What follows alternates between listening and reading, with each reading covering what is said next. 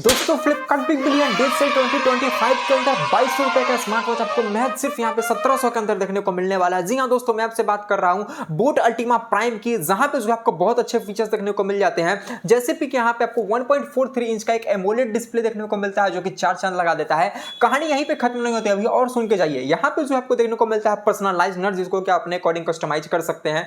Functional crown देखने को मिलता है और यही नहीं, ब्लूटूथ कॉलिंग भी यहाँ पे आपको देखने को मिलता है। इसकी एक्चुअल प्राइसिंग जो है 2200 रुपए है, बट यहाँ पे फ्लिपकार्ट बोलता है कि यहाँ पे कुछ भी हो सकता है, जिसके कारण ये स्मार्ट वॉच जो आपको सिर्फ 1699 रुपए में देखने को मिल जाएगा। तो जी हाँ दोस्तों, जाइए आप इसे परचेज कर लिए। अर्ली एक्सेस सेल है तो 22 तारीख से परचेज कर सकते हैं, नहीं है नॉर्मल है तो आप 23 तारीख से इसको परचेज कर सकते हैं। Flipkart axis, ICI and axis का कार्ड आप अप्लाई करके इसको परचेज कर सकते हैं। बेस्ट डील है स्मार्ट वॉच से रिगार्डिंग।